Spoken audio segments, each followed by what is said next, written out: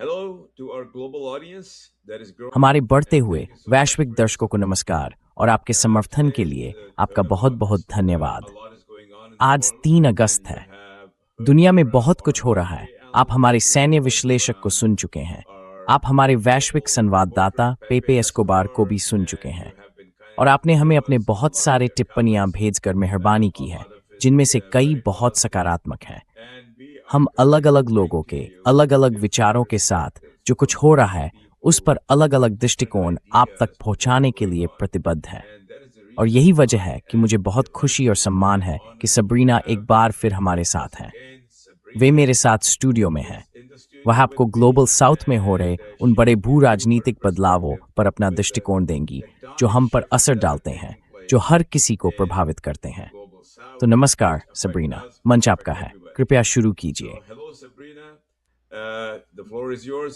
Please go ahead.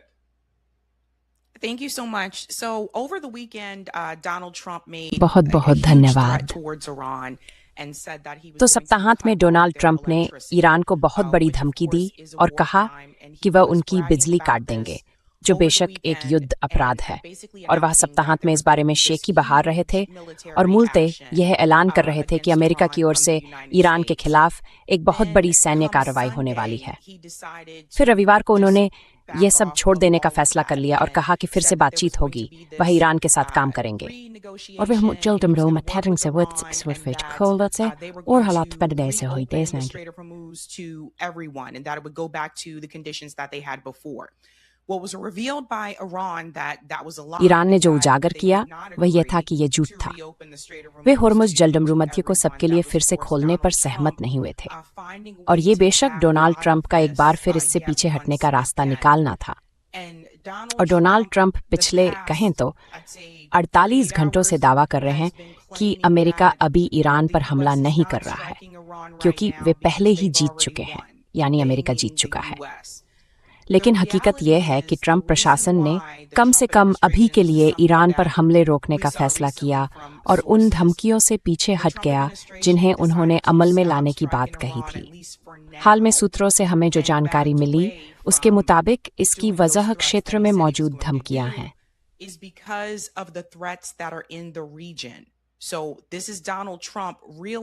तो मेरा ख्याल है कि डोनाल्ड ट्रंप को आखिरकार किसी न किसी मोड़ पर ये समझ आ गया कि इसके क्या नतीजे हो सकते हैं और उनमें से एक बात ईरान की तरफ से आई। ईरान ने बहुत साफ कहा था कि अगर अमेरिका उनकी बिजली व्यवस्था को तबाह कर देता है या उनकी बिजली बंद कर देता है तो वे सऊदी अरब, बहरीन वगैरह में मौजूद उन सभी संयंत्रों को ध्वस्त कर देंगे। वे उनके तेल और गैस के पूरे ढांचे को नष्ट कर देंगे, जो आखिरकार वैश्विक पतन की ओर ले जाएगा। ट्रंप प्रशासन जानता है कि यह एक संभावना है और एक वास्तविकता भी, लेकिन जब वे अमेरिकी लोगों से बात करते हैं तो इसे इस तरह पेश करते हैं कि उन्हें लगे कि अमेरिका वास्तव में जीत रहा है।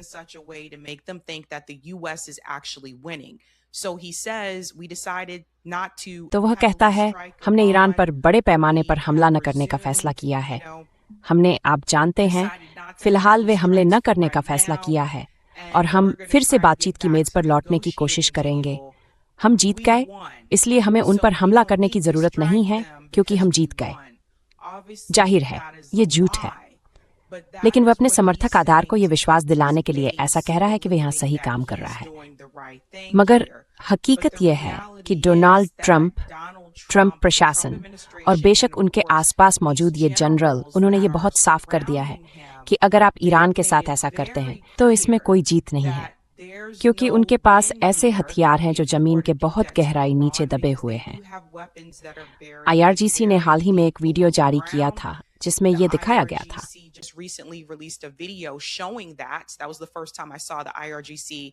वह पहली बार था जब मैंने IRGC को उन हथियारों में से कुछ दिखाते देखा जिन तक वे पहुंच नहीं सकते और जिन्हें जाहिर तौर पर परमाणु हथियार भी नष्ट नहीं कर सकते। इसलिए ईरान जवाबी कार्रवाई करता, जैसा कि उन्होंने कहा था, और सऊदी अरब जैसी जगहों पर और निश्चित रूप से बहरीन में तेल और गैस को नष्ट कर देता। और ये सिर्फ अमेरिका के लिए नहीं बल्कि पूरी दुनिया के लिए एक बड़ी समस्या होती। तो संक्षेप में, ट्रंप प्रशासन ऐसा दिखा रहा है मानो अमेरिका जीत गया है, और इसलिए उसे अभी ईरान पर हमला करने की ज़रूरत नहीं है। लेकिन हकीकत यह है कि डोनाल्ड ट्रंप उस धमकी, ईरान की तरफ से आई जवाबी कार्रवाई की उस धमकी के कारण पीछे हट गए, जो बिल्कुल वास्तविक है। That came from Iran, which is very real.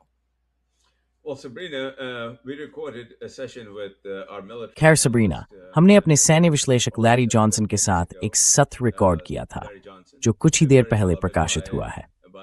Larry दुनिया भर में बहुत लोगों के प्रिय है, और लैरी ने इसे समझाने का एक बहुत अच्छा तरीका बताया।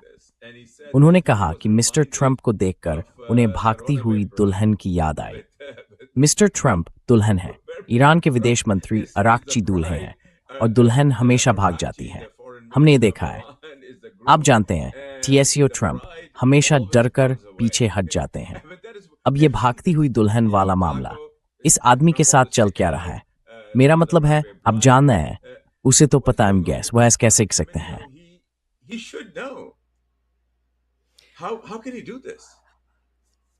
Some of it is just ego. इसमें कुछ हिस्सा सिर्फ अहंकार का है। ये इसका बड़ा कारण है। वह मानना नहीं चाहता कि वह यहाँ हार रहा है और उन्हें हरा नहीं सकता। तो ये इसका एक हिस्सा है। लेकिन दूसरा हिस्सा यह है, और मैं आज भी अपनी इस बात पर कायम हूँ, कि अमेरिका और इजराइल ने ईरान पर हमला करने का फैसला इसलिए भी किया ताकि लोगों का ध्यान एप्स्टीन फाइलों से भटकाया जा सके। इसका समय बहुत संदिग्ध है, लेकिन इस वक्त व्हाइट हाउस बिखरा हुआ है, और लोगों को याद रखना चाहिए कि इन इंटरव्यू में जो आप देखते हैं, डोनाल्ड ट्रंप ने आज पहले एक प्रेस कॉन्फ्रेंस की थी। वहां जो कुछ होता दिख रहा है, फिर से कह रहा हूं, वो सिर्फ दिखावा है। मैं कुछ रात पहले इसी बारे में बात कर रहा था कि वे अभिनेता हैं, ट्रंप, JD वेंस, वे सभी।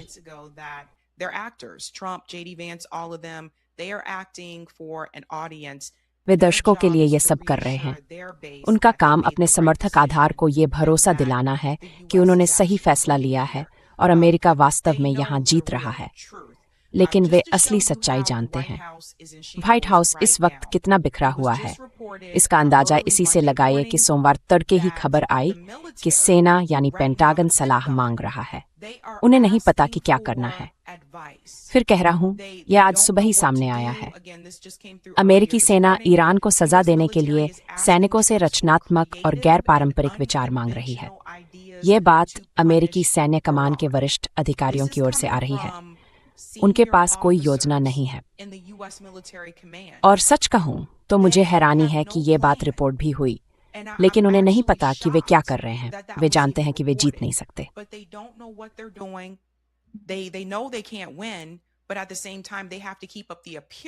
लेकिन साथ ही उन्हें ये दिखावा भी बनाए रखना है कि वे जीत रहे हैं, और मेरे ख्याल से ये पूरी तरह शर्मनाक रहा है।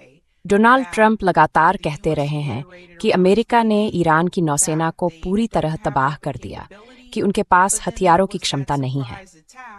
लेकिन फिर जब बेंजामिन नेतन्याहू लिंडसे ग्राहम के अंतिम संस्कार के लिए अमेरिका आए थे, तब वह अचानक हमला हुआ। ईरान की ओर से अचानक हमला हुआ। और बात बस इतनी है कि अगर आपने उनकी सेना को पूरी तरह खत्म कर दिया है, तो वे इस समय भी हमले कैसे कर रहे हैं? तो साफ है, हर कोई देख सकता है कि क्या हो रहा है। तो मेरा अंदाजा है कि बड़ा सवाल यह होगा कि वे इन झूठों को कब तक दोहराते रहेंगे, इससे पहले कि उनके कुछ समर्थक भी इस बात को समझें।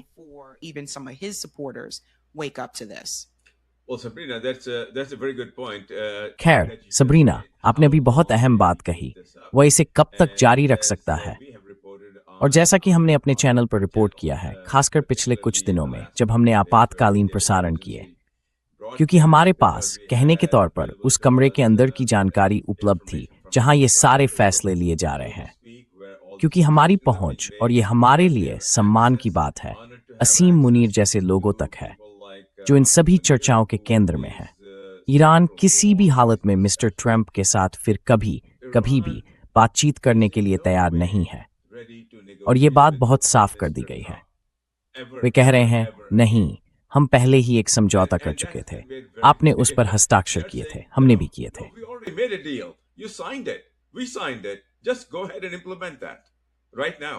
बस अभी इसे लागू कर दीजिए और ये सब रुक सकता है। और ये बात बिल्कुल साफ कर दी गई है। अब नौसेना की बात करें। हमारे चैनल पर 1-2 दिन पहले, शायद कल, ये रिपोर्ट किया गया था कि असीम मुनीर ने श्री ट्रंप को बताया है कि ईरान के पास 2000 जहाजों वाला नौसैनिक बेड़ा है। वे इसे मॉस्किटो फ्लीट कहते हैं।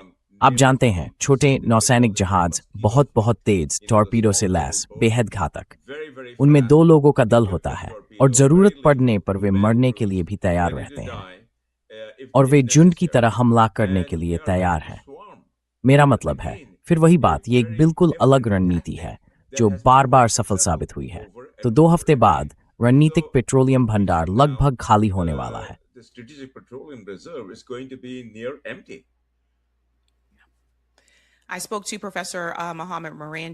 मैंने हाल ही में प्रोफेसर मोहम्मद मरांदी से बात की थी। उन्होंने कहा कि ऐसा नहीं है कि ईरान सऊदी अरब या बहरीन के तेल और गैस ढांचे को निशाना बनाना चाहता है, लेकिन अगर उनकी बिजली व्यवस्था पर हमला होता है तो उन्हें ऐसा करने के लिए मजबूर होना पड़ेगा। तो ये कोई ऐसी चीज नहीं है जो वे खुले तौर पर करना चाहते हों, लेकिन उन्होंने ये बात बिल्कुल साफ कर दी। उन्होंने कहा कि ईरान चुपचाप खड़ा नहीं रहेगा और अमेरिका को अपने ढांचे पर हमला करने देगा बिना जवाब दिए। और मेरा मानना है कि अब ज्यादा लोग इस बात को समझने लगे हैं कि अगर या जब ईरान ऐसा करता है तो उन देशों के साथ क्या होगा। ठीक है, तो सऊदी अरब और Bahrain sind these dishes and they fick with this उनके प्रोजेक्ट हाउस तेल और gas. If you're looking at those countries, they have a lot of oil and gas. If Iran destroys that infrastructure, अगर Iran उस बुनियादी ढांचे को नष्ट कर देता है तो लोगों को उन देशों से निकलना पड़ेगा। उन्हें सऊदी अरब छोड़ना पड़ेगा और बहरीन भी छोड़ना पड़ेगा। वे कहाँ जाएंगे मुझे नहीं पता, लेकिन फिर हम यहाँ एक और मुद्दे की बात कर रहे हैं जहाँ लोगों को भागना पड़ेगा, और यही हकीकत है।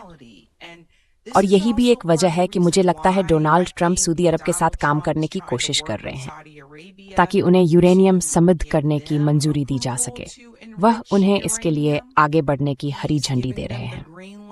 प्रेस सचिव कैरोलाइन लेविट ने इसे ऐसे दिखाने की कोशिश की जैसे, ओह, यह तो सिर्फ एक कारोबारी फैसला है। नहीं, यह ईरान को रोकने का रास्ता ढूंढने के लिए है या प्रतिरोध को रोकने के लिए, क्योंकि आखिरकार ईरान वही है।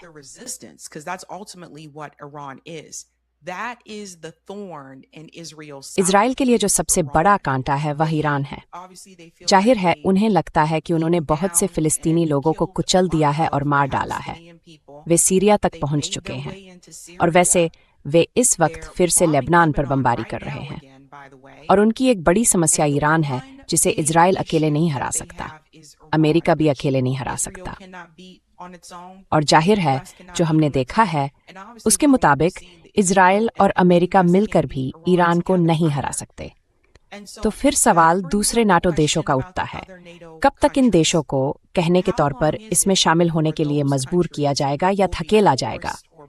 उनमें से कई ने शुरू से ही इसे ठुकरा दिया था और उन्होंने डोनाल्ड ट्रंप से कहा था, ये आपने शुरू किया है।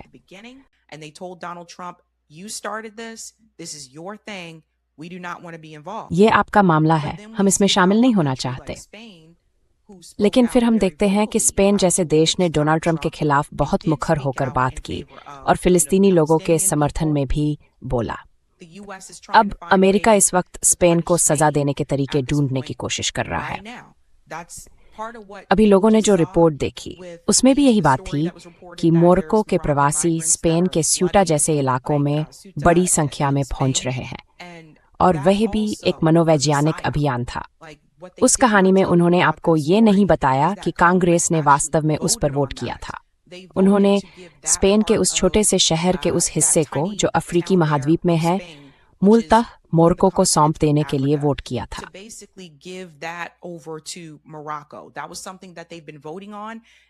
ये एक ऐसी बात थी जिस पर वे वोट करते रहे हैं, और डोनाल्ड ट्रंप ने भी इसका जिक्र पहली बार 2020 में किया था, यानी ये उनके पहले राष्ट्रपति कार्यकाल के दौरान की बात है। लेकिन वे लोगों का ध्यान भटकाने के लिए हर तरह के तरीके ढूंढ रहे हैं, और मैं बस चाहती हूँ कि हर कोई ये समझे कि मेरे हिसाब से अगले करीब 1 साल के भीतर आपको कई ऐसी चीजें होती दिखेंगी। मैं उन्हें फॉल्स फ्लैग कहती हूँ, जिनका इस्तेमाल ध्यान भटकाने के लिए किया जाएगा, यानी आपको उन चीजों से मुंह मोड़ने के लिए जो सच में हो रही हैं और फिर से ईरान को दोष देने के लिए। आगे भी ऐसा और देखने को मिलेगा, जहां मुझे लगता है कि हमले होंगे और उनका दोष ईरान पर डाल दिया जाएगा। तो सभी लोग बस इसके लिए तैयार रहिए। And they're going to blame it on Iran. So everyone just get ready for that. Sabrina, the question is when the oil runs out. Sabrina, सवाल यह है कि तेल खत्म हो जाता है, ठीक है? सचमुच, जब तेल कम पड़ने लगता है तो झूठ उस समस्या का समाधान नहीं करेंगे, क्योंकि जब बात बहुत आगे बढ़ जाती है तो हमने इस साल प्रत्यक्ष और विश्वसनीय रिपोर्टिंग के आधार पर बताया है कि ईरान के पास नल बंद कर देने की क्षमता है, सिर्फ होर्मुज जलडमरूम से नहीं बल्कि लाल सागर से भी। इसका मतलब है कि सारा सऊदी तेल वहां नहीं पहुंच पाएगा जहां पहुंचना है। तो ये झूठ कब तक चल सकते हैं? इससे ऐसी किसी भी चीज तक कैसे पहुंचा जा सकता है जो जरा भी अच्छी हो?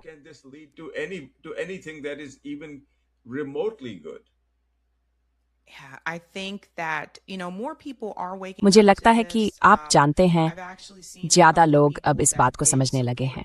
मैंने ऑनलाइन ट्रंप का समर्थन करने वाले कुछ लोगों को आखिरकार ये मानते हुए देखा है कि ये अच्छा विचार नहीं था। ठीक है, तो कुछ लोग जाग रहे हैं, लेकिन हमेशा ऐसे लोग रहेंगे जो उन्हें अपना आदर्श मानते हैं, और ये ऐसा नशा है जिसे कुछ लोगों के लिए छोड़ पाना मुश्किल होता है। एक बार जब वे तय कर लेते हैं कि कोई उनका हीरो या आदर्श है, तो ऐसा लगता है कि वह व्यक्ति कुछ भी कर ले, उनकी राय नहीं बदलेगी जब तक कि कोई बहुत बहुत गंभीर आर्थिक पतन न हो जाए। तो हाल में यहाँ अमेरिका में आर्थिक रूप से हालात कठिन रहे हैं, लेकिन हम अभी पूरी तरह सबसे निचले स्तर तक नहीं पहुंचे।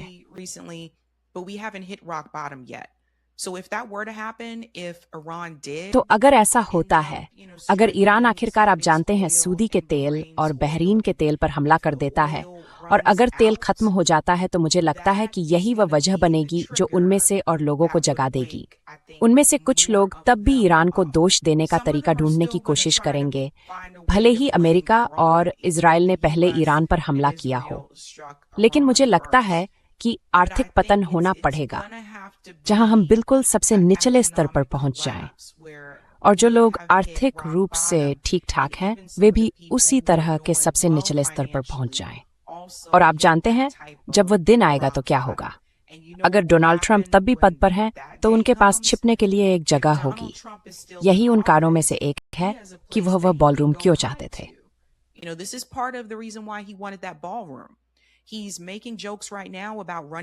वह अभी 2028 में राष्ट्रपति पद के लिए लड़ने को लेकर मजाक कर रहा है कि वह फिर से राष्ट्रपति बनना चाहता है। जाहिर है, यह कानून के खिलाफ है। आप तीसरा कार्यकाल नहीं कर सकते, लेकिन वह लगातार ये बात उठाता रहता है। वह ट्रुथ सोशल पर इसके बारे में तस्वीरें पोस्ट कर रहा है। आप जानते हैं, आखिरकार बात उस मुकाम तक पहुंच जाएगी या जहां आप उस तक पहुंच ही नहीं पाएंगे। तो वह सच में बस एक राजा और तानाशाह जैसा बनना चाहता है, और उसे कोई परवाह नहीं है। उसने हाल ही में एक बयान दिया, उसे परवाह नहीं है कि मध्यावधि चुनावों में रिपब्लिकन हार जाएं। उसने बस दूसरे दिन ये कहा था। उसे परवाह नहीं है कि ईरान के साथ इस युद्ध की वजह से और लोग मरे। उसे सच में कोई परवाह नहीं है।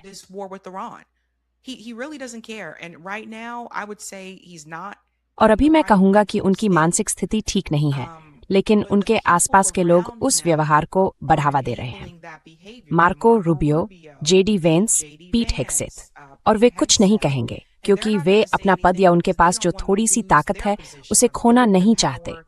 आखिरकार यही उन जनरलों को हटाए जाने की वजहों में से एक है, और अब दूसरे लोग भी खुलकर बोल रहे हैं। एक और ने अभी इस्तीफा दे दिया।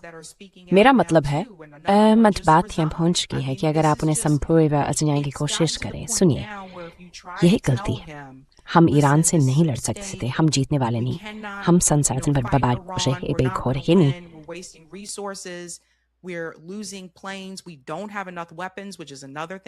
हमारे पास पर्याप्त अस्त्र नहीं है। ये एक और मुद्दा है जो सामने, और कुछ लोग वास्तव में इस पर पट करना चाहिए थे। लेकिन सच ये है कि हमारे पास अब उतना हथियार भंडार नहीं है जित पहले हुआ था, क्योंकि हमने बहुत ज्यादा इस्तेमाल किया है। हमने यूक्रेन को हथियार दिए हैं। अमेरिका के ईरान पर बमबारी करने का फैसला करने से पहले भी हम इजराइल को हथियार दे रहे थे, इसलिए हमारे पास वैसा भंडार नहीं है। वहीं ईरान के पास बहुत सारे हथियार हैं। फिर से IRGC ने उन हथियारों का वीडियो दिखाया है जो जमीन के बहुत नीचे रखे हैं और जिन्हें फिर से ऐसे हथियार भी इस्तेमाल कर मारता। तो यही हकीकत है, वह इसे स्वीकारने का ना चाहते। और आखिर का मतलब मिशन के मुताबिक कि वह हमें पूरी तरह नियमित है कहने तो वह उतार लेगा।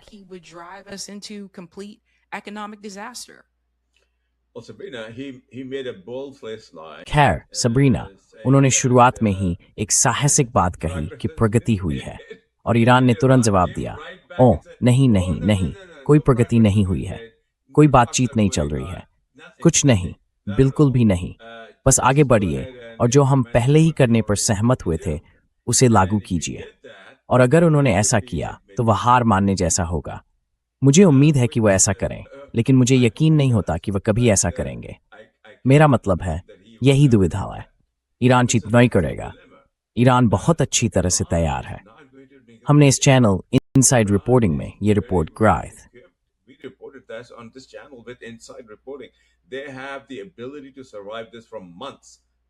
वे महीनों तक इसे झेलने की क्षमता रखते हैं, महीनों तक।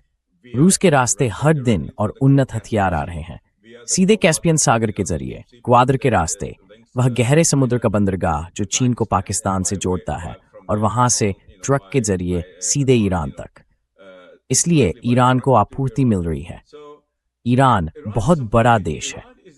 तो मेरा आपसे सवाल है सबरीना, क्योंकि आप इस पर नजर रखती हैं, बहुत पैनी नजर रखती हैं, आप जानती हैं, इस देश में रहने वाले 30 करोड़ लोगों की तरह हैं, जिनमें मैं भी शामिल हूं। हम किसी दूर के भविष्य का सामना नहीं कर रहे हैं जहां सब कुछ ढहने वाला हो। हम 2 हफ्ते दूर के भविष्य का सामना कर रहे हैं। 2 हफ्तों में तेल खत्म हो जाएगा। SPR यानी सामरिक पेट्रोलियम भंडार के भी 2 हफ्तों में अकल्पनीय रूप से सबसे निचले स्तर पर पहुंचने की उम्मीद है। यह हमें कहां ले जाता है?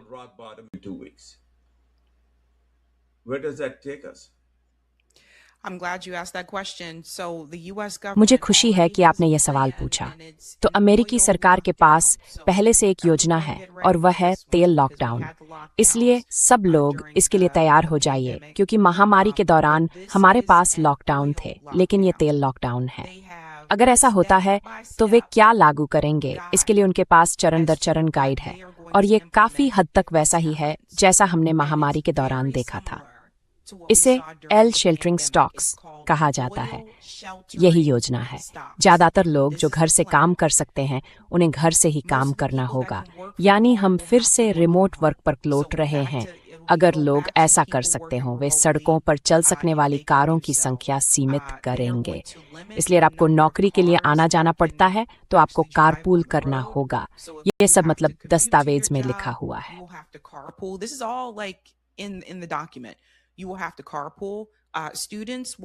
आपको कारपूल करना पड़ेगा। छात्रों को भी स्कूल जाने के बजाय एक बार फिर दूर से पढ़ाई करनी होगी। इस दस्तावेज में खाने का राशन तय करने की बात है, क्योंकि जाहिर है तेल का संबंध अब भी उन ट्रकों से है जो दुकानों तक खाना पहुंचाते हैं वगैरह। आप लोग बात समझ रहे हैं।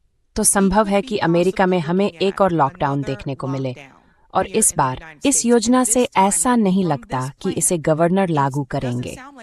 ऐसा लगता है कि ये संघीय स्तर का लॉकडाउन होगा, यानी उन्होंने पहले से तय कर रखा है कि क्या होने वाला है। और मुझे आखिरकार ऐसा लगता है कि अगर इस देश में एक और लॉकडाउन होता है, वजह चाहे जो भी हो, तो लोग विद्रोह कर देंगे।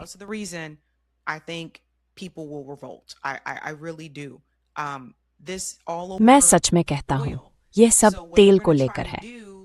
तो वे जो करने की कोशिश करेंगे वह ये कि आपको एक बार फिर घर पर रहने के लिए मजबूर करें।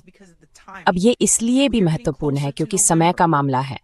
हम नवंबर के करीब पहुंच रहे हैं। नवंबर में मध्यावधि चुनाव है और मैं बस बैठकर देख रहा हूं कि क्या वे मध्यावधि चुनावों से पहले किसी तरह का लॉकडाउन लागू करेंगे, क्योंकि अगर वे ऐसा करते हैं तो आखिरकार उससे कुछ चीजें बदल सकती हैं जो हालात को, आप जानते हैं, जीओपी के पक्ष में धकेल सकती हैं। हमें नहीं पता कि क्या होने वाला है, लेकिन अभी इस समय ट्रंप प्रशासन का जो व्यवहार हम देख रहे हैं वह यह है कि वे खास तौर पर उन व्यक्तियों और संगठनों को निशाना बना रहे हैं जिन्होंने युद्धों के खिलाफ आवाज उठाई है। This is something they all have in common. People ये like एक बात Medea है जो इन Benjamin, सब में Code समान Pink, है।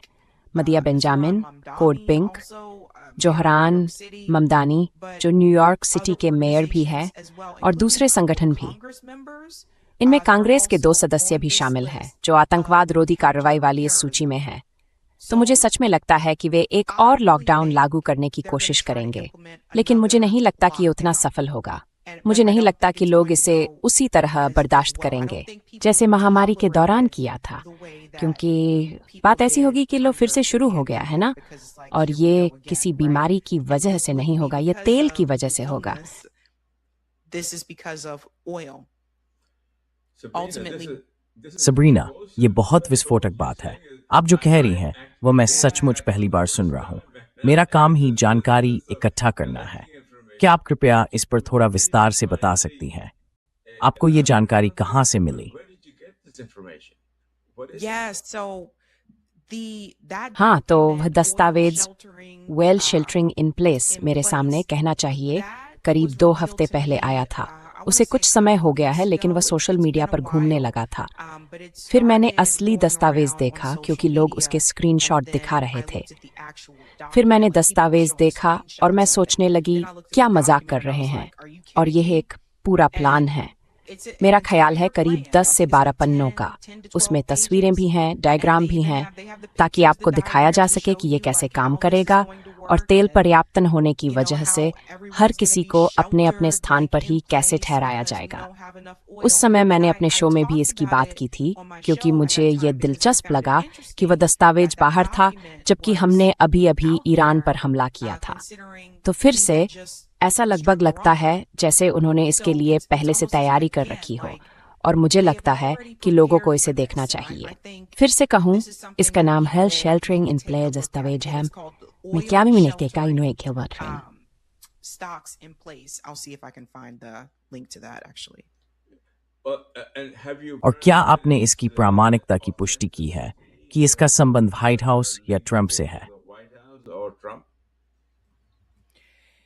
It is called, here's the इसे कहते हैं, यहाँ organization. संगठन का It's नाम है called IEA, It's यानी International अंतर्राष्ट्रीय Energy ऊर्जा Agency. एजेंसी, और उन्होंने इसे मार्च And 2026 में they प्रकाशित published किया है। this on यह March नया of है। 2026. This year. This is new. उन्होंने सचमुच इसे प्रकाशित कर दिया। Oh yes. ओह हाँ, if you go to अगर आप IEA, IEA.org पर जाएं तो आप इसे देख सकते हैं। मैं बाद में आपके साथ लिंक साझा कर सकता हूँ। like after. you can see it. please go ahead. हाँ, जरूर आगे बढ़िए ताकि जब हम इसे प्रकाशित करें तो हम उसे साझा कर सकें। तो क्या ये एक अंतर्राष्ट्रीय संगठन है या वॉशिंगटन स्थित ट्रंप के समर्थन वाला संगठन है? ये क्या है? Aligned organization, what is it? I believe this is a Washington-based organization. मेरा मानना है कि ये वॉशिंगटन स्थित एक संगठन है। इसे अंतर्राष्ट्रीय ऊर्जा एजेंसी कहा जाता है। लेकिन इसमें दिलचस्प बात यह थी कि उन्होंने शुरुआत में ही साफ कहा है कि मध्य पूर्व के संघर्ष ने आपूर्ति में सबसे बड़ा व्यवधान पैदा किया है। तो ये योजना इसी के लिए है, और इसी वजह से मैं चाहता था कि लोगों को इसके बारे में पता चले। फिर से कहूँ, ये 20 मार्च 2026 को प्रकाशित हुआ था। युद्ध शुरू होने के बहुत जल्द बाद, युद्ध फरवरी के आखिर में शुरू हुआ था, इसलिए उन्होंने इसे प्रकाशित कर दिया, यानी इसे उपलब्ध करा दिया। मुझे हैरानी है कि इस पर अभी तक बड़ा हंगामा नहीं हुआ है, लेकिन मेरा ख्याल है कि होगा। But I suppose it will happen. Yeah, some of us covered it. Some हाँ, people didn't कुछ लोगों ने, cover it. हम में से I कुछ ने इसे think, कवर you know, किया, some कुछ people लोगों ने are नहीं like, किया। well, you know, this मेरा could मतलब be है just कुछ been a लोग कह रहे plan, हैं or कि maybe शायद this has always ये बस existed. एक योजना रही But हो, it या actually शायद ये says हमेशा on से the मौजूद website रही it हो। was published लेकिन March वेबसाइट 20th, पर साफ लिखा है कि 2026. इसे 20 मार्च So, 2026 this is a को प्रकाशित direct किया गया था। response to तो ये the मध्य war पूर्व in the के Middle युद्ध East. की सीधी And प्रतिक्रिया है। it's और ये concerning, चिंताजनक है, like, क्योंकि जब मैंने इसे because देखा when I looked तो at मुझे this, फिर से it महामारी reminded के me लॉकडाउन of याद आ the गए। pandemic बस बड़ा lockdowns फर्क यह all है over again. कि इस बार वे आपसे ये Only the नहीं big कह रहे हैं difference कि is इस कथित that बीमारी की they're वजह not से telling आपको you घर you पर have ही to रहना stay at होगा। home, because of this said, disease. They're telling you to stay home वे आपसे घर पर रहने को कह रहे हैं क्योंकि हमारे पास पर्याप्त तेल नहीं है। और बस मेरा मतलब है, इस पर लोगों की अलग अलग राय हो सकती है और वह ठीक है। लेकिन महामारी के दौरान लगे लॉकडाउन में एक बात ने मुझे थोड़ा परेशान किया था। अगर वे इस वजह से सभी को मजबूर करके घरों में बंद रख सकते हैं, तो और किन वजहों से वे ऐसा कर सकते हैं, और अब हम देख रहे हैं। इसलिए मेरे लिए ये बस, मुझे नहीं पता चिट्ठाट्रिन एक्सेंट हो है, लेकिन जैसा मैंने कहा, वे पहले ही एक योजना बना चुके हैं।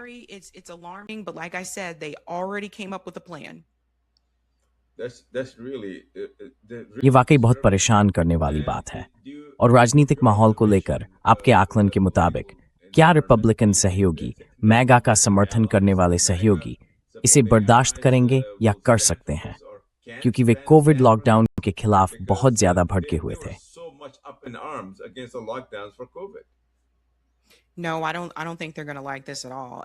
नहीं, मुझे नहीं लगता कि उन्हें ये बिल्कुल पसंद आएगा, खासकर इसलिए कि ये तेल से जुड़ा मामला है। और ये ऐसा नहीं है कि ठीक है, हम नहीं चाहते कि आप किसी व्यक्ति के 6 फीट के भीतर जाएं, क्योंकि आपको ये बीमारी या कुछ और लग सकती है ना? ये अलग है, ये तेल की वजह से है। इसलिए वे चाहेंगे कि लोग घर पर रहें। वे हवाई परिवहन की भी बात करते हैं, यानी हवाई अड्डे, विमान, यह भी एक मुद्दा है। और फिर लोगों को अचानक नहीं के खिलाने वर्ल्ड कवरेज ट्रीकिन बर्शत से तारखान Tabay sakikwa, a warning osminari was to unnamed street में बैठ native.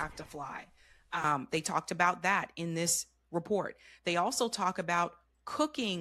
वे खाना पकाने के ईंधन की भी बात करते हैं, जहां वे आपको ये बताने की कोशिश कर रहे हैं कि आप खाना कैसे बना पाएंगे, क्योंकि फिर से कहूं, ये सब आपस में जुड़ा हुआ है। तो जैसे हाँ, उद्योगों में तेल का इस्तेमाल, वे इस बारे में भी बात करते हैं, सड़क परिवहन के ईंधन। ये बस डरावना है और चिंताजनक है। मुझे शायद अपने शो में इसका फिर जिक्र करना पड़े, क्योंकि मैं चाहती हूँ कि लोग समझें कि योजना पहले से ही लागू है। सच में कहता कि ये महामारी की वजह से कुछ लोग परेशान थे, लेकिन यह बिल्कुल अलग मामला है कि ही स्तर पर है। हाँ, ये तस पूरी तरह डायस्टोपियन है, बिल्कुल डायस्टोपियन।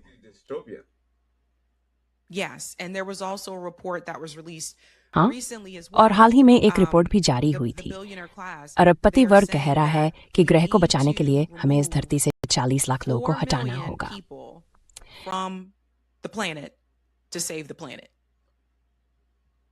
4 मिलियन या 4 billion? Neth. Or never into it through Nelling. Sipsori Sirasui. The other way is war. Yes, of course, it's ongoing war. हाँ, बिल्कुल, ये एक जारी युद्ध है। खैर, आप जानते हैं मैं इतना बड़ा हूं कि मुझे वियतनाम युद्ध का अंत याद है, जब अमेरिकियों को हेलीकॉप्टरों से हनोई की एक छत से निकाला जा रहा था, और हर किसी को लगा था कि शायद, आप जानते हैं, बहुत से लोग पीछे छूट जाएंगे, और यही हुआ भी। उस समय ये युद्ध जाहिर तौर पर बहुत अलोकप्रिय था, लेकिन ट्रंप इस युद्ध के साथ कुछ ही महीनों में उतनी अलोकप्रियता हासिल कर चुके हैं जितनी वियतनाम को हासिल करने में सालों लगे थे। मेरा मतलब है, ये बहुत अलोकप्रिय युद्ध है। मुझे लगता है कि शायद करीब 27% लोग इसका समर्थन करते हैं, जो हमेशा इसका समर्थन करेंगे, यही उनका मुख्य आधार है। लेकिन जब 75% अमेरिकी इस युद्ध के खिलाफ हैं, तो वह राजनीतिक रूप से कैसे टिक सकते हैं? वह इसे कैसे जारी रख सकते हैं?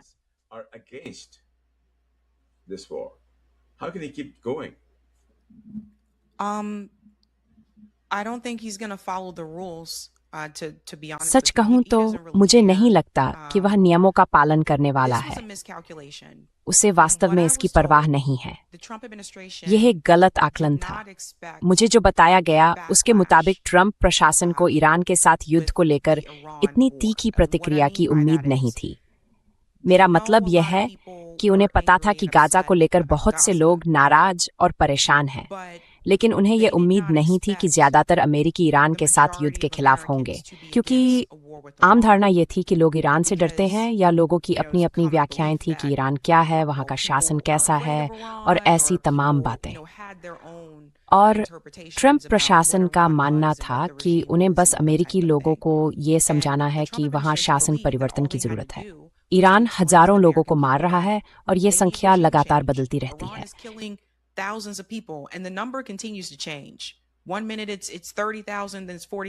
कभी संख्या 30,000 होती है, फिर 40,000, फिर 50,000। वे बस संख्या बदलते रहते हैं। उन्हें लगा था कि ये अच्छा होगा, उन्हें यही बताया गया था, इसे एक आसान जीत माना जा रहा था, बिल्कुल वैसे ही जैसे उन्होंने वेनेजुएला में मादुरो को पकड़ा था। उन्हें बस अयातोल्लाह खामेनी को हटाना था और फिर एक पश्चिमी कठपुतली को स्थापित कर देना था। और ईरान के लोग बहुत खुश होते, क्योंकि उन्हें बताया गया था कि ईरानी लोग अयातोल्लाह खामेनी से नफरत करते हैं, लेकिन यह सच नहीं था।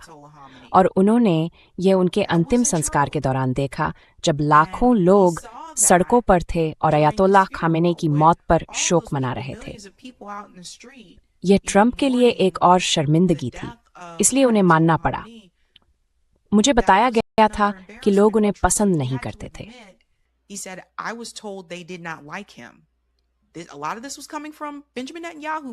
वैसे ये बहुत सी बातें बेंजामिन नेतन्याहू से आ रही थीं, बस जानकारी के लिए। इस जानकारी का बड़ा हिस्सा वहीं से आ रहा था। तो उन्हें बताया गया कि यह एक आसान, जल्दी अंदर जाकर जल्दी बाहर आने वाला काम होगा और असल में यह कोई मुद्दा भी नहीं बनेगा। जनता की नाराजगी उनके लिए हैरानी की बात थी, क्योंकि उन्हें यह भी समझ नहीं आया था। फिर से कहें तो बेंजामिन नेतन्याहू की बात सुनते हुए कि आजकल बहुत से अमेरिकी युद्ध विरोधी हैं। आजकल बहुत से अमेरिकी ये नहीं कह रहे हैं, हाँ जाओ उन्हें पकड़ो। ये इराक युद्ध या अफगानिस्तान की शुरुआत वाला दौर नहीं है, और तब भी कुछ लोग उन युद्धों के खिलाफ थे। लेकिन अमेरिका में युद्ध विरोधी आंदोलन लगातार बढ़ता रहा है, खासकर 7 अक्टूबर के बाद, खासकर नरसंहार को देखने के बाद।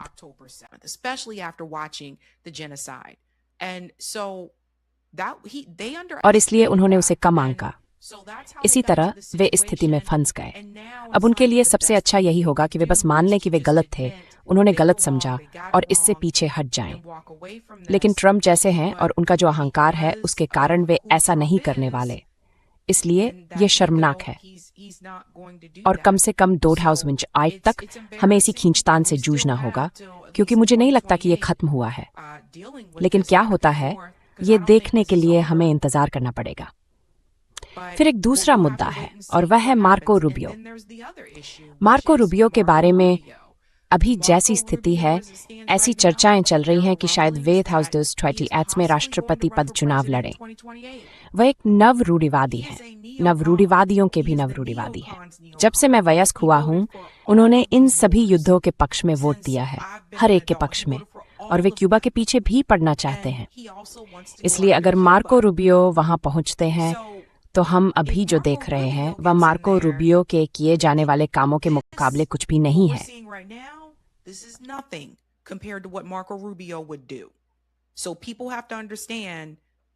तो लोगों को समझना होगा कि वह असल में कौन है।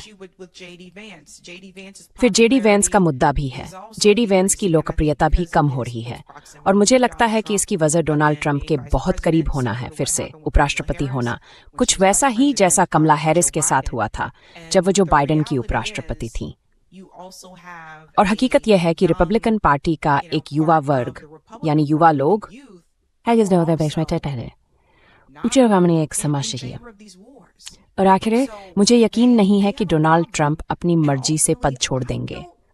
मुझे यह भी यकीन नहीं है कि वह फिर से राष्ट्रपति बनने की कोशिश नहीं करेंगे। मुझे सच में यकीन नहीं है, और मैंने कुछ चीजें होते हुए देखी हैं।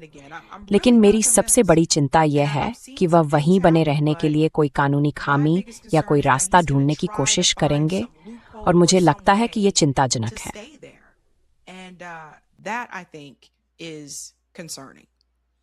Well, talk about खैर, झूठी जानकारी की बात करें। अयातुल्लाह खामेनी के जनाजे के जुलूसों में 40 लाख लोग शामिल हुए। 40 लाख, और ऐसा पहले कभी नहीं हुआ।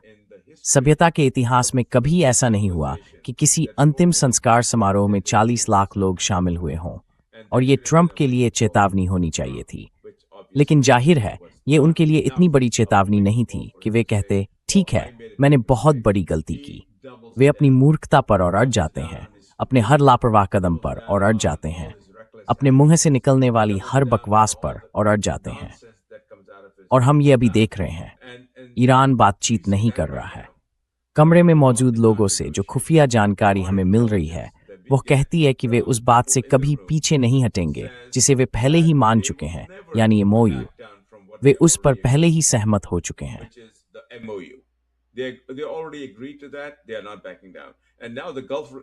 वे पीछे हटने वाले नहीं हैं। और अब खाड़ी देश, खासकर सऊदी अरब, ये समझने लगे हैं कि हे भगवान, अगर हम हमला करते हैं, अगर अमेरिका ईरान पर हमला करता है, तो हम अपनी सारी ऊर्जा क्षमताएं खो देंगे। और शायद इजराइल के साथ भी यही होगा। वह ऐसी ऊर्जा क्षमताएं खो देगा जिन्हें आज दोबारा बनाया नहीं जा सकता। तो हम सचमुच बहुत बुरी स्थिति में हैं सबरीना। आपका नजरिया क्या है?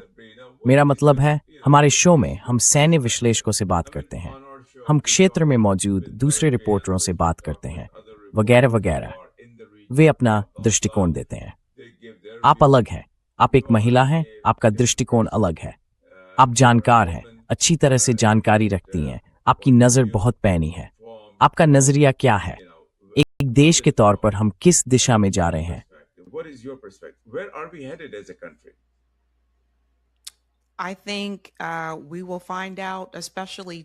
मुझे लगता है कि हम इसका पता लगाएंगे, खासकर मंगलवार शाम को इन प्राइमरी चुनावी मुकाबलों में से कुछ के नतीजों से। मुझे लगता है कि यह एक अहम संकेत होगा। जिस अमेरिका में मैं आज रहती हूँ, वह बड़े पैमाने पर युद्ध विरोधी है, और मुझे नहीं लगता कि इस जिन को फिर से बोतल में डाला जा सकता है। 7 अक्टूबर के बाद से हम वर्षों तक एक्स, फेसबुक और इंस्टाग्राम पर एक नरसंहार को लाइव स्ट्रीम होते देखते रहे हैं। यानी इस जिन को वापस बोतल में डालने का कोई तरीका नहीं है।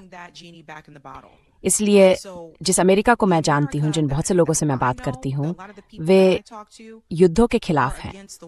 एक वजह है कि सैन्य भर्ती अब वैसी नहीं रही जैसी पहले हुआ करती थी, है ना?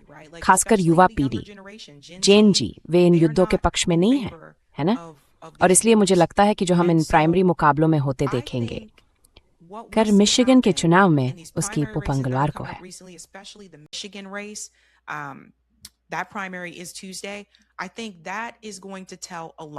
मुझे लगता है कि इससे बहुत कुछ पता चलेगा, क्योंकि अगर एल सईद हेली स्टीवंस को हरा सकते हैं, जो EIPAC से लाखों डॉलर ले रही हैं, अगर वे उन्हें एक स्विंग स्टेट में हरा सकते हैं, तो मुझे लगता है कि इससे बहुत सी बातें सामने आएंगी। तो लोग इसी दिशा में बढ़ रहे हैं। अगर आप राजनेताओं की सुने, खासकर उनमें से बहुत से कॉरपोरेट और भ्रष्ट हैं, तो आपको ऐसा नहीं लगेगा। अगर आप कॉरपोरेट मीडिया की सुने, तो भी ऐसा नहीं लगेगा। लेकिन जब आप जमीनी स्तर पर लोगों से बात करते हैं, तो हम में से बहुमत इसी दिशा में है, युद्ध विरोधी दिशा में। हम नहीं चाहते कि अमेरिकी सरकार लोगों पर बम बरसाती रहे। हम ये युद्ध नहीं चाहते, और हम चाहते हैं कि अमेरिकी सरकार उन फंडों का इस्तेमाल यहीं अपने देश में करे। हम में से बहुत से लोग यही चाहते हैं, और मैं ये उन लोगों में भी देख रहा हूँ जिन्होंने डोनाल्ड ट्रंप का समर्थन किया और उन्हें खुद who are also supported and voted for Donald Trump. I'm even hearing them start to admit. मैं तो अब उन्हें ये मानना शुरू करते हुए भी सुन रही हूँ कि आर्थिक तौर पर चीजें हमारे लिए काम नहीं कर रही हैं। हम इजराइल को इतना सारा पैसा क्यों दे रहे हैं? हमारा रक्षा बजट इतना फूला हुआ क्यों है? और बाकी कार्यक्रमों के लिए इतना कम पैसा क्यों जाता है? हम युद्ध पर इतना पैसा क्यों खर्च कर रहे हैं? ज्यादा लोग ये सोचना शुरू कर रहे हैं। मैं ये कहूंगी कि आप जानते हैं, इस नरसंहार ने उन बहुत से लोगों के सामने एक बात उजागर कर दी है जो शायद भू राजनीति पर ध्यान नहीं दे रहे थे। हमारी सरकार अपना पैसा आखिर खर्च कैसे करती है, इसलिए अब ज्यादा अमेरिकी जागरूक हैं। और मुझे लगता है कि एक देश के तौर पर हम उसी दिशा में आगे बढ़ रहे हैं। खैर सबरीना, उन्होंने अंतहीन युद्धों को खत्म करने के मुद्दे पर चुनाव लड़ा था, याद है आपको? मेरा मतलब है, यह उनका लगातार किया जाने वाला चुनावी वादा था। मैं इन अंतहीन युद्धों को खत्म कर दूंगा। I'm going to end these forever wars. And, Yeah. and look at what has he done. और देखिए उसने क्या किया है। उसने ऐसा इसलिए किया है क्योंकि उसने मेरे ख्याल से $200 मिलियन लिए हैं उस विधवा से। मेरा मतलब है मैं उनका नाम भूल गया। शेल्डन एडेल्सन की विधवा मिरियम एडेल्सन से। तो उसे खरीद लिया गया है और उसके पैसे दे दिए गए हैं। So he's bought and paid for. So he's And those are his friends. Like और वे उसके दोस्त हैं। हमें याद रखना होगा वह अरबपति है, वो उनका भी दोस्त है। हाँ, बात सिर्फ इतनी नहीं है कि मैं तुम्हारे अभियान को चंदा दूंगा। वे सचमुच उसके दोस्त है, जैसे मिरियम एडेल्सन उसकी दोस्त है। तो वो उस तरह के लोगों के उसी दायरे में है। और वो उनकी बात सुनता है क्योंकि वे उसे पैसे देते हैं। वो उनकी बात सुनता है क्योंकि वे, आप जानते हैं, उसके बाकी हर काम के लिए फंडिंग करते हैं। तो क्या आपको लगता है कि ये स्थिति जल्द कभी बदलेगी? breaking anytime soon? I don't. One of the things that was नहीं, मुझे नहीं लगता। हाल ही में एक बात का जिक्र हुआ था कि जाहिर तौर पर ऐसी, मैं इसे अपने शब्दों में कह रहा हूँ, एक अफवाह चल रही थी कि डोनाल्ड ट्रंप सत्ता में आने के बाद उसके खिलाफ हो जाएंगे, लेकिन साफ है कि ऐसा नहीं हुआ। तो मुझे नहीं पता कि क्या वाकई ऐसा होने वाला था या उन्होंने ये सिर्फ इसलिए कहा था ताकि उनके आसपास उनके ज्यादा करीबी लोगों को ऐसा लगे, जबकि आखिरकार उनका करने की कोई नहीं चाहिए। but ultimately had no plan on doing that at all. तो फिर इसका अंत कैसे होगा, इस पागलपन का? Madness. I think November is going to be. मुझे लगता है कि नवंबर सबसे अहम संकेतक होगा, क्योंकि नवंबर में प्रतिनिधि सभा के मध्यावधि चुनाव होंगे और जाहिर है कांग्रेस की सीनेट के भी। इससे कुछ चीजें बदल सकती हैं। अगर युद्ध विरोधी मंच पर चुनाव लड़ रहे इन उम्मीदवारों में से कुछ जीत जाते हैं जो इजराइल लॉबी से पैसा नहीं ले रहे हैं, तो इससे चीजें बदल सकती हैं, क्योंकि इससे प्रतिनिधि सभा में ताकत का समीकरण बदल जाएगा। अब वे बहुमत में नहीं होंगे, लेकिन उन्हें बहुमत में होने की जरूरत भी नहीं है। बस उनका बहुमत बहुत कम अंतर का होना चाहिए। उनमें से सिर्फ 5 चाहिए, 5 लोग, और वे उन विधेयकों के खिलाफ वोट देना शुरू कर सकते हैं जो इन चीजों को होने दे रहे हैं। तो मुझे लगता है कि यही निर्णायक कारक होगा। और फिर दुहिवंटाइट की ओर बढ़ते हुए हमें एक युद्ध विरोधी उम्मीदवार को चुनना होगा। इसमें कोई अगर मगर नहीं है। हमें संयुक्त राज्य अमेरिका के राष्ट्रपति के लिए एक युद्ध विरोधी उम्मीदवार को चुनना ही होगा।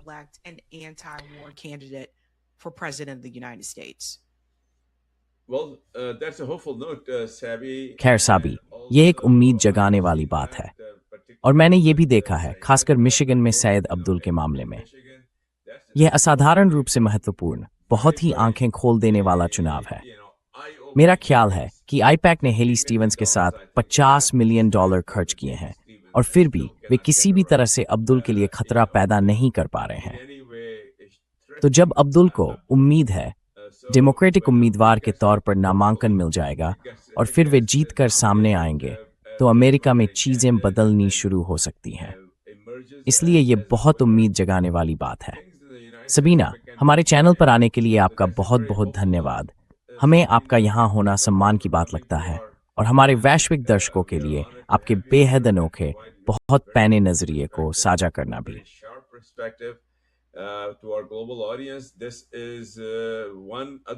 ये संयुक्त राज्य अमेरिका के एक और व्यक्ति हैं जिनकी इस बात पर पैनी नजर है कि क्या हो रहा है।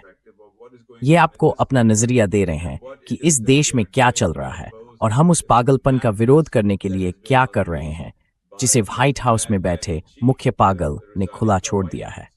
और उम्मीद है कि सबरीना ने जो कुछ बताया है उस सब के साथ हम सफल होंगे। तो अगर आपको हमारा काम पसंद है तो कृपया सब्सक्राइब बटन दबाइए, लाइक बटन दबाइए, हमारे सबस्टैक पर जाइए, उसी नाम से ट्रांजिशन प्रोटोकॉल, पेड मेंबर बनिए, और अब हम ये आपके मेल बॉक्स में हफ्ते में 2 बार पहुंचाएंगे। तो सबरीना, क्या आप अंत में कुछ कहना चाहेंगी? हाँ, आप मुझे YouTube पर फॉलो कर सकते हैं। मेरा चैनल सेवी सेब्स है, और आप मुझे ट्विटर पर भी सेवी सेब्स के नाम से देख सकते हैं। Yes, हाँ, वो इस चैनल की एक मूल्यवान योगदान करता है और हमें खुशी है कि वहाँ नहीं। कृपया उन्हें फॉलो करें। वो काफ़ी समय से इस क्षेत्र में हैं, उनकी टिप्पणी बहुत पैनी है, एक अनाप करियने आती है। धन्यवाद, Sabrina. Thank you, Sabrina. Thank धन्यवाद। you.